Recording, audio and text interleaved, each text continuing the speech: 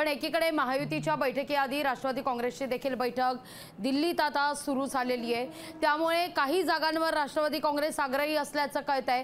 हाही मुद्दा या बैठकीअंती किंवा या बैठकी दरम्यान उपस्थित होण्याची शक्यता नाकारता येत नाही राष्ट्रवादी काँग्रेसच्या बैठकीसंदर्भात। अगदी लागवी बरोबर आहे, कारण बैठकीची वेळ जी आहे ती 6:30ची, आज संध्याकाळी 6:30 वाजता बैठक होणार होती।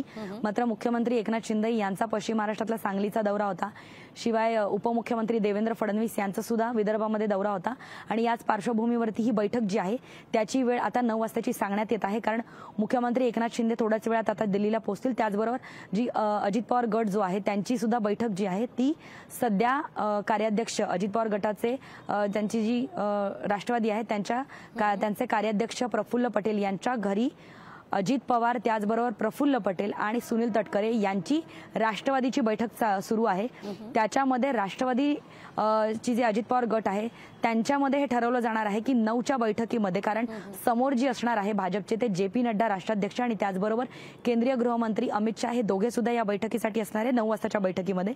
त्यापूर्वीच राष्ट्रवादी अजित पवार गटाची बैठक जी आहे ती होत आहे आणि या बैठकीमध्ये राष्ट्रवादी नेमकी लोकसभेसाठी किती जागांची मागणी करणार, की राष्ट्रवादी जी आहे अजित पवार गटाची ती लोकसभेसाठी 2 पावलं मागे आणि विधानसभेसाठी 2 पावलं पुढे जाईल की काय, अशा प्रकारची चर्चा जी आहे ती सध्या प्रफुल्ल पटेल यांच्या घरी होतीये। आणि 9 वाजताच्या बैठकीमध्ये मग अजित पवार गटाकडनं हेच प्रफुल्ल पटेल, अजित पवार आणि सुनील तटकरे उपस्थित राहणार आहेत आणि राष्ट्रवादी त्यांचा नेमका काय फॉर्म्युला सांगते की राष्ट्रवादी नेमकी कोणती मागणी करते याकडे सुद्धा सर्वांचं लक्ष लागून राहिलेलं आहे, कारण राष्ट्रवादीकडे आमदारांची संख्या अजित पवार गटाकडे जास्त असली तरी खासदारांची संख्या जी आहे ती शरद पवार गटाकडे जास्त असल्यामुळे अजित पवारांना लोकसभेच्या निवडणुकीसाठी 2 पावलं मागे यावं लागतं की काय हे सुद्धा बघावं लागेल। निश्चित ज्योत्स्ना, तुर्तास धन्यवाद तुम्ही दिलेल्या एकूणच सविस्तर माहिती करता।